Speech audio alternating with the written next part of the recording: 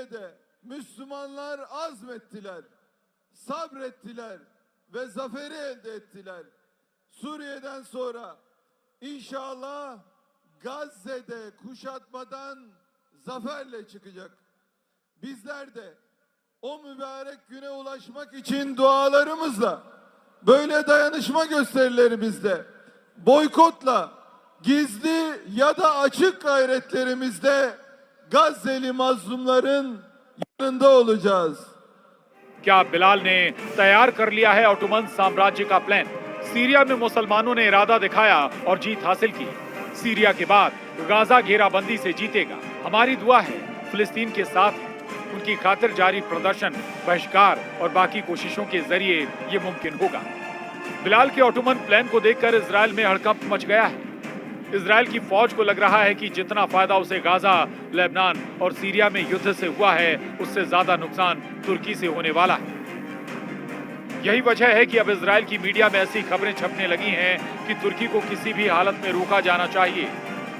Jerusalem post ने एक report के हवाले से कहा है कि इजराइल को तुर्की से युद्ध के लिए तैयार रहना चाहिए, क्योंकि अब तुर्की ऑटोमन साम्राज्य बनाने का ख्वाब देख रहा है, जबकि इजराइल में सीरिया के हिस्सों को मिलाकर ग्रेटर इजराइल की नींव डाली जा रही है। और इस बीच तुर्की के राष्ट्रपति रजब तैयब एर्दोआन का बयान भी सामने आया है। उन्होंने कहा कि हम सीरिया की अखंडता और एकता को चोट पहुंचाने की इजाजत नहीं देंगे। इसके लिए हम हर जोखिम भी उठाने को तैयार हैं। इस वक्त सीरिया और जूनियर एर्दोआन के ऑटोमन साम्राज्य वाले ख्वाब की चर्चा इसलिए बहुत तेज हो गई है क्योंकि गाजा और लेबनान में तबाही के बाद सीरिया में हुए उलटफेर ने सबसे ज्यादा दो पावर्स को फायदा पहुंचाया है।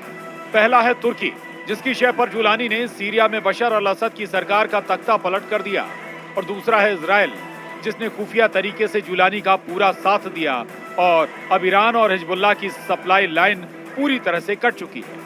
सीरिया से ईरान बाहर हुआ और एंट्री हुई एर्दोआन की और नेतन्याहू की, यानी सीरिया को अब कोई और कंट्रोल कर रहा है, तो वो हैं इजराइल और तुर्की। लेकिन सीरिया के पूरे खेल में एक नया बवंडर मचने वाला है। बवंडर ऐसा जिसके आगे यूक्रेन और गाजा की जंग फीकी पड़ जाएगी, क्योंकि एक तरफ नेतन्याहू का ग्रेटर इजराइल प्रोजेक्ट है और दूसरी तरफ है एर्दोआन का ऑटोमन साम्राज्य का ख्वाब। और इन दोनों इंटरनेशनल साजिशों को लेकर इस वक्त 2025 की सबसे बड़ी टक्कर होती हुई नजर आ रही है। तुर्की के राष्ट्रपति रजब तैयब एर्दोआन का कहना है कि तुर्की ने कई बार अपने अस्तित्व और सुरक्षा की रक्षा के लिए अपने इरादे दिखाए हैं। हम अपनी सुरक्षा के लिए किसी भी वक्त तैयार हैं। जब से नेतन्याहू का ये वीडियो आया, पूरे तुर्की में कोहराम मचा है। सबसे ज्यादा तनाव में हैं तुर्की के राष्ट्रपति रजब तैयब एर्दोआन। एर्दोआन लगातार यही वीडियो देख रहे हैं जिसमें हेलीकॉप्टर से उतरने के बाद नेतन्याहू उस पहाड़ पर पहुंचते हैं जिसको कहा जाता है जबल अल शेख, यानी शेख का पहाड़। सीरिया की ऊंची चोटी को इजराइल में माउंट हेरमोन कहा जाता है। सीरिया में शेख के पहाड़ पर पहुंचकर नेतन्याहू बता चुके हैं अपना सीरिया पर कब्जे वाला बड़ा प्लान। और इस बीच इजराइल के प्रधानमंत्री बेंजामिन नेतन्याहू भी सामने आ गए हैं और उन्होंने साफ कहा, मैं रक्षा मंत्री, चीफ ऑफ स्टाफ, उत्तरी कमान के कर्नल, शिन बेत के प्रमुख और वरिष्ठ कमांडरों के साथ माउंट हरमन की चोटी पर इस नाजुक वक्त पर हम सब इस महत्वपूर्ण स्थान पर मौजूद हैं ताकि यहाँ पर इजराइल की तैयारियों का जायजा लिया जा सके। जब तक कोई दूसरी व्यवस्था नहीं बनती तब तक यही हमारी सुरक्षा की गारंटी है। एर्दोआन की बड़ी ख्वाहिश है कि अखंड तुर्की बनाया जाए, सीरिया के उन इलाकों पर कब्जा किया जाए जो ऑटोमन साम्राज्य के दौरान उसकी जद में रहे हैं। इसमें सीरिया के इदबिल, अलेप्पो, दमिश्क और रक्का जैसे शहर हैं जिन पर एर्दोआन की नजरें गड़ी हुई हैं। ये चारों शहर इस वक्त एर्दोआन के एजेंडे में हैं और लगता है कि सीरिया के इन शहरों के लिए तुर्की अब इजराइल के खिलाफ फिलिस्तीन वाला मोर्चा भी बंद करने के लिए तैयार है।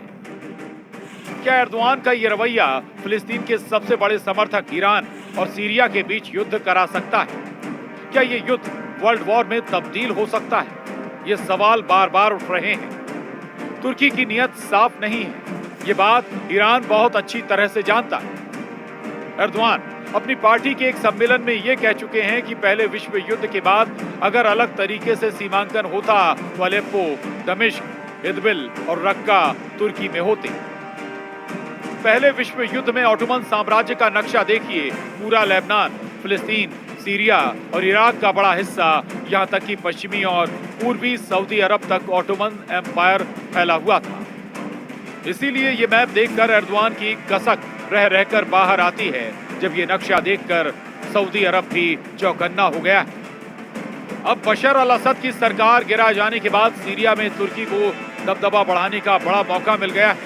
लेकिन सीरिया में तुर्की का दायरा बढ़ने का सबसे बड़ा फायदा इजराइल को हुआ है, क्योंकि अब सीरिया में सबसे ऊंचे शेख के पहाड़ पर भी नेतन्याहू के कदम पड़ चुके हैं। नेतन्याहू का ये वीडियो देखकर ईरान भी बहुत ज्यादा तनाव में है, क्योंकि लेबनान तक उसकी पहुंच